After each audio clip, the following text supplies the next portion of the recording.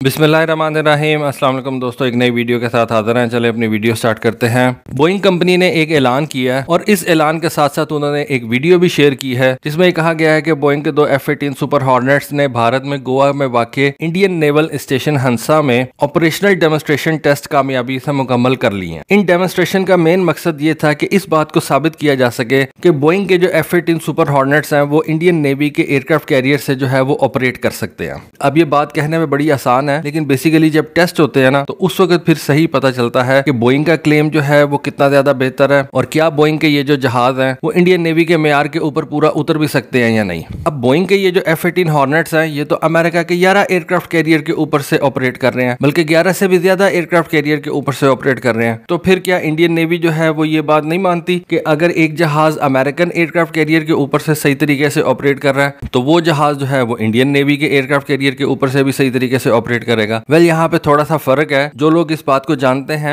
कि Indian navy के पास जो एयरक्राफ्ट कैरियर्स हैं वो स्टोबार वाले एयरक्राफ्ट कैरियर्स हैं, यानी कि स्की जंप वाले एयरक्राफ्ट कैरियर्स हैं, और जो अमेरिकन नेवी के पास एयरक्राफ्ट कैरियर्स हैं वो कैटोबार वाले एयरक्राफ्ट कैरियर्स। उनके ऊपर कैटापल्ट लॉन्च सिस्टम जो है वो लगा हुआ है, ईमॉल सिस्टम जो है वो लगा हुआ है। और ये जो F-18 जहाज हैं ये बेसिकली डिजाइन किए गए थे अमेरिकन एयरक्राफ्ट कैरियर के ऊपर से लॉन्च करने के लिए, यानी कि कैटोबार वाले एयरक्राफ्ट कैरियर के ऊपर से लॉन्च करने के लिए। F-18 सुपर हॉर्नेट्स को कभी भी ये स्की जंप वाले एयरक्राफ्ट कैरियर के ऊपर से लॉन्च करने के लिए नहीं डिजाइन किया गया था। मैं आपको अपनी कई वीडियोस के अंदर इन दोनों एयरक्राफ्ट कैरियर्स के बारे में जो है वो डिफरेंशिएट करके बता चुका हूं। और जैसे कि आपको पता है कि इंडियन नेवी ने अब अपना INS विक्रांत जो है जिसको तेजी से वो उसके सी ट्रायल्स जो है वो कंप्लीट करते जा रहे हैं। ऑल्दो INS विक्रांत जो कि इंडियन नेवी का दूसरा एयरक्राफ्ट कैरियर होने जा रहा है वो प्रोजेक्ट बहुत ज्यादा डिले हो चुका हुआ है, लेकिन अब इंडियन नेवी ने इस प्रोजेक्ट को जो है वो फास्ट ट्रैक कर दिया है और रिसेंटली उसने इसके बहुत से सी ट्रायल्स जो है उनको कंप्लीट किया और कहा यह जा रहा है कि इंडियन नेवी अगस्त के अंदर अपने इस INS विक्रांत को जो है ना वो ऑपरेशनल कर देगी। अगला महीना जो है वो अगस्त का है। तो अगर ये जो टेस्ट कंडक्ट किए गए हैं F-18 सुपर हॉर्नेट्स के ये उसी तरह से इतने ज्यादा कामयाब रहे जिस तरह से बोइंग इनको करार दे रहा है, तो बोइंग जो है वो मुमकिन तौर पर कंपनी को हिंदुस्तानी बहरिया के multi role carrier borne fighter यानी कि MRCBF मुकाबले में जो है वो आगे बढ़ाएंगे। इस वक्त इंडियन नेवी ने एक कॉम्पिटिशन जो है वो स्टार्ट कर रखा है जिसको वो MRCBF कहते हैं। जिस तरह आपको याद होगा कि इंडियन एयरफोर्स ने एक MRCA कंपटीशन जो है उसको स्टार्ट किया था, medium multi role combat aircraft का कंपटीशन था, जिसके बाद जो है वो रफाल विनर बन के सामने आया था। लेकिन फिर अल्टीमेटली इंडियन एयरफोर्स ने 114 रफाल तैयारे तो परचेज नहीं किए थे, लेकिन चूंकि रफाल तैयारे ने ये कंपटीशन जीता हुआ था इस वजह से इंडियन गवर्नमेंट ने टोटल जो है वो 36 रफाल तैयारे परचेज किए थे। तो इसी तरह से इंडियन नेवी ने भी एक जो है वो कंपटीशन स्टार्ट कर रखा है MRCBF, और F-18 जो है वो इस कंपटीशन के अंदर एक कंटेंडर है। इस कंपटीशन के अंदर F-18 के साथ साथ रफाल भी एक कंटेंडर है, और अगर देखा जाए तो MiG-29 भी एक कंटेंडर होगा। लेकिन MiG-29 जो है उससे तो इंडियन नेवी इतनी ज्यादा खुश नहीं है, उसके बहुत ज्यादा एक्सीडेंट्स जो है वो हो चुके हुए हैं। और F-18 और रफाल तैयारों के साथ इन टेस्ट को कंडक्ट करने का मतलब ही ये है कि इंडियन नेवी जो है वो MiG-29 को कंसीडर ही नहीं कर रही। बोइंग की तरफ से इस टेस्ट के हवाले से बताया गया कि मल्टीपल स्की जंप्स जो है वो इस टेस्ट के दौरान उनको कंडक्ट किया गया, roll in and fly in arrestments जो है उनको कंडक्ट किया गया। उसके अलावा जहाज की फ्लाइट परफॉर्मेंस जो है उसको मुख्तलिफ air to air, air to ground, air to surface combat configuration के साथ जो है वो परखा गया, यानी कि जहाज के ऊपर मुख्तलिफ किस्म के मिसाइल्स पहले लगा के देखे गए कि उसकी जो है वो परफॉर्मेंस किस तरह से होती है। फिर उसके ऊपर कुछ डम बॉम्ब्स वगैरह लगा के देखा गया होगा। फिर इन F-18 के ऊपर कुछ स्मार्ट बॉम्ब्स लगा के देखा गया होगा कि ये किस तरह से जो है वो फ्लाई करते हैं इन स्की जंप वाले एयरक्राफ्ट कैरियर से। उसके बाद जो इन जहाजों की परफॉर्मेंस है वो तो एक अलग चीज है, लेकिन इस वक्त जो इंडियन नेवी का मेन मकसद वो ये है कि इन जहाजों को मुख्तलिफ कॉन्फ़िगरेशन के साथ जो है वो फ्लाई करवाया जाए एक स्की जंप से। उसके लिए ये उनके पास गोवा के अंदर एक एयरबेस है, उस एयरबेस पे उन्होंने जमीन पे एक ये रैंप सा बनाया हुआ है, और जिस तरह से एक एयरक्राफ्ट कैरियर का स्की जंप होता है इसी तरह से ये एक जमीन के ऊपर उन्होंने रैंप बनाया हुआ है। और इन F-18 के एक्चुअल एयरक्राफ्ट कैरियर के ऊपर से टेस्ट से पहले उन्होंने इन F-18 जहाजों को इस रैंप के ऊपर से जो है ना वो टेस्ट किया और मुख्तलिफ वेपन्स जो है उसके साथ लगा के तो इसको इस रैंप के ऊपर से जो है वो फ्लाई करवाया। अब ये पहली दफा नहीं है कि ये F-18 को जो है वो इस तरह के एक रैंप के ऊपर से फ्लाई करवाया गया। 2020 के अंदर भी बोइंग ने ये सारे काम जो है वो कंप्लीट कर लिए हुए थे, और ये सारी टेस्टिंग उन्होंने अमेरिका के अंदर कंप्लीट कर ली हुई थी। और इस दफा फर्क ये है कि इंडियन नेवी ने इन जहाजों को इंडिया के अंदर बुलाया और एक स्टोबार जैसे एयरक्राफ्ट कैरियर के ऊपर से फ्लाई करने की सिमुलेशंस जो है वो करवाई गई हैं। इंडियन नेवी के पास इस वक्त 2 एयरक्राफ्ट कैरियर है, INS विक्रमादित्य और INS विक्रांत। INS विक्रमादित्य के ऊपर तो पिछले दिनों आई बिलीव के कोई आग वगैरह भी लगी थी और ये खबर भी जो है वो सामने आई थी। लेकिन असल में इस वक्त इंडियन नेवी जो है वो INS विक्रांत के लिए जहाज जो है उनको तलाश कर रहा है। जो भी जहाज चूज किया जाएगा वो अल्टीमेटली इन MiG-29 को रिप्लेस कर लेगा। पड़ेगा। तो इस वजह से बिजनेस स्टेक्स जो है वो बहुत ज्यादा हाई हैं, बोइंग के भी और फ्रांस की डासो कंपनी के भी। दोनों कंपनीज जो है वो इंडियन नेवी को अपने जहाज के बारे में अच्छी अच्छी बातें जो है वो बता रही होंगी। फ्रांस की डासो कंपनी जो है उसका तो सबसे बड़ा स्ट्रॉन्ग पॉइंट ये है कि रफाल जहाज जो है वो इस वक्त इंडियन एयरफोर्स भी इस्तेमाल कर रही है। तो सबसे पहले तो वो ये कहेंगे कि जी हमारा जहाज जो है वो आपकी इंडियन एयरफोर्स भी इस्तेमाल कर रही है, तो आप इसको परचेज करें, आपकी कॉस्ट कम हो जाएगी। अमेरिकन जो है उनके पास भी कुछ प्लस पॉइंट्स हैं। अमेरिकन के पास जो सबसे बड़ा प्लस पॉइंट है वो ये है कि ये जो F-18 है इसके जो विंग्स हैं वो फोल्ड हो जाते हैं। रफाल के विंग्स फोल्ड नहीं हो सकते, जिससे आप कह सकते हैं कि रफाल जहाज जो है वो एक एयरक्राफ्ट कैरियर के ऊपर ज्यादा जगह घेरता है, क्योंकि एयरक्राफ्ट कैरियर के ऊपर जो असल प्रॉब्लम होती है वो जगह की होती है। दूसरा, अमेरिकन ये कहेंगे कि ये जो F-18 है ये इंडियन नेवी के P-8 पोसाइडन जहाज के साथ जो है वो अच्छे तरीके से मिलकर काम कर सकता है। डेफिनेटली एक P-8 पोसाइडन जो मैरीटाइम पेट्रोल एयरक्राफ्ट है वो रफाल जहाज के साथ भी उतने अच्छे तरीके से मिलकर काम कर सकता है। लेकिन फिर भी बोइंग को एक एडवांटेज है कि वो P-8 पोसाइडन जहाज जो है वो भी बोइंग का बनाया हुआ है, ये F-18 जहाज जो है ये भी बोइंग का बनाया हुआ है। तो बोइंग इस जहाज को जो है वो अच्छे तरीके से जो है वो बिजनेस केस बना के इंडियन नेवी के आगे रख सकती है। दूसरी चीज जो इस वक्त बोइंग जोर लगा रही होगी वो ये है कि ये जो इस वक्त इंडियन नेवी का INS विक्रमादित्य है ये अब बहुत ज्यादा पुराना हो चुका हुआ है। मैंने आपको बताया कि इसके ऊपर पिछले दिनों आग की भी जो है वो खबरें आ रही थी कि इसके ऊपर आग लग गई है। तो इस जहाज को इंडियन नेवी ने जो है अब रिटायर कर देना है। INS विक्रांत जो है वो एक नया एयरक्राफ्ट कैरियर है और सुनने में ये बात आ रही है कि इंडियन नेवी का जो अगला एयरक्राफ्ट कैरियर होगा, क्योंकि इंडियन नेवी ने 2 एयरक्राफ्ट कैरियर तो रखने हैं, अगला जो एयरक्राफ्ट कैरियर इंडियन नेवी बनाने जा रही है वो कैटापल्ट लॉन्च वाला होगा। अब उस सूरत में अमेरिकन को ये फायदा है कि अमेरिकन इंडियंस को ये इस वक्त बात प्रूव करने में लगे हुए हैं कि हमारा जो F-18 जहाज है वो INS विक्रांत यानी कि स्टोबार वाले एयरक्राफ्ट कैरियर के ऊपर से भी जो है वो ऑपरेट कर सकेगा। और कल को इंडियन नेवी अगर कोई कैटापल्ट लॉन्च वाला एयरक्राफ्ट कैरियर बनाती है तो ये F-18 जहाज जो है वो उसके ऊपर से भी उतने ही अच्छे तरीके से ऑपरेट कर सकेंगे। जबकि ये बात जो है ये रफाल इतने अच्छे तरीके से क्लेम नहीं कर सकती, क्योंकि मैंने आपको बताया कि उसके जो विंग्स हैं वो फोल्ड नहीं हो सकते, ये भी उसकी एक प्रॉब्लम है। तो जिस वजह से यहाँ मैं समझता हूँ कि थोड़ा सा एडवांटेज जो है वो इस F-18 को मिलेगा कि बोइंग जो है वो ये बात साबित करने में कामयाब हो गई है, जैसा कि इस वक्त वो क्लेम भी कर रहे हैं कि हमारा F-18 जहाज जो है वो एक स्की जंप से भी फ्लाई कर सकता है वेपन्स उठा के, और एक कैटापल्ट लॉन्च वाले एयरक्राफ्ट कैरियर से तो वो फ्लाई कर ही सकता है, उसमें तो कोई शक ही नहीं है, क्योंकि वो अमेरिका के 11 एयरक्राफ्ट कैरियर के ऊपर से ऑपरेट करता है। तो बोइंग यहाँ पे ये जरूर कहेगा कि अगर आपने फ्यूचर प्रूफिंग करनी है तो उस सूरत में आपको F-18 जो है वो जहाज परचेज करना पड़ेगा। यहाँ पे आके बोइंग का जो केस है वो ज्यादा स्ट्रॉन्ग नजर आता है। उसके अलावा बोइंग ने जो F-18 का ब्लॉक 3 जो है कॉन्फ़िगरेशन वो भी इंट्रोड्यूस करवा दी हुई है, ये भी एक उनके लिए प्लस पॉइंट है। नया जहाज है, इसकी सर्विस लाइफ जो है वो ज्यादा है, ज्यादा बेहतर एवियोनिक्स के साथ आता है, ज्यादा बेहतर जो है वो रेडार के साथ आता है। तो ये चीजें जो है वो सारी बोइंग के फेवर में जाती हैं। रफाल को क्या एडवांटेज है? रफाल ये कह सकता है कि जी आपकी एयरफोर्स ये जहाज इस्तेमाल कर रही है तो आपकी जो कॉस्ट है वो कम हो जाएगी। जबकि अगर आप सुपर हॉर्नेट लेंगे तो आपको एक नया प्लेटफॉर्म जो है वो इंडक्ट करना पड़ेगा, अपने पायलट्स की ट्रेनिंग जो है उसके ऊपर अलग से पैसे खर्च करना पड़ेंगे, और उसके अलावा जो लॉजिस्टिक्स है उसके लिए आपको अलग से जो है वो पैसे खर्च करना पड़ेंगे। तो यहाँ पे आपकी जो कॉस्ट है वो ज्यादा हो जाएगी। इसी साल रफाल M फाइटर जहाज जो है उसने इंडियन नेवी के लिए इसी जगह पे आके तो जो है वो टेस्ट वगैरह अपने कंडक्ट किए थे। अब इंडियन नेवी कभी भी इन जहाजों के जो टेस्ट रिजल्ट्स हैं वो नहीं शो करेगी, क्योंकि इस तरह के जो टेस्ट रिजल्ट्स होते हैं वो कभी भी जो है वो पब्लिक नहीं किए जाते। ना ही रफाल चाहेगा कि इसके जो टेस्ट हैं उनको पब्लिक किया जाए, ना ही बोइंग चाहेगा कि इसके जो टेस्ट रिजल्ट्स हैं उनको पब्लिक किया जाए। तो ये बात कभी भी खुल के सामने नहीं आएगी, बस एक डिसीजन ले लिया जाएगा। दोनों कंपनियां ये जोर लगाएंगी कि अगर आप ये जहाज ज्यादा नंबर के अंदर परचेज करते हैं तो हम इनकी जो प्रोडक्शन लाइन है वो कुछ उनको इंडिया के अंदर शिफ्ट कर देंगे। दोनों सूरतों में इंडिया को जो है वो बहुत बड़ा एडवांटेज मिल जाएगा। सारी तो प्रोडक्शन लाइन नहीं इंडिया शिफ्ट की जाएगी, लेकिन कुछ इन जहाजों के पार्ट्स जो है वो इंडिया में बनाए जा सकते हैं। बाकी एक और तस्वीर जो है वो सामने आई है जिसमें ये एक F-18 जहाज जो है 2 500 पाउंड के लेजर गाइडेड बॉम्ब जो है वो उठा के लेके जा रहा है, साइड वाइंडर मिसाइल्स उठा के लेके जा रहा है और AMRAAM मिसाइल उठा के लेके जा रहा है। तो इस कॉन्फ़िगरेशन को भी टेस्ट किया गया है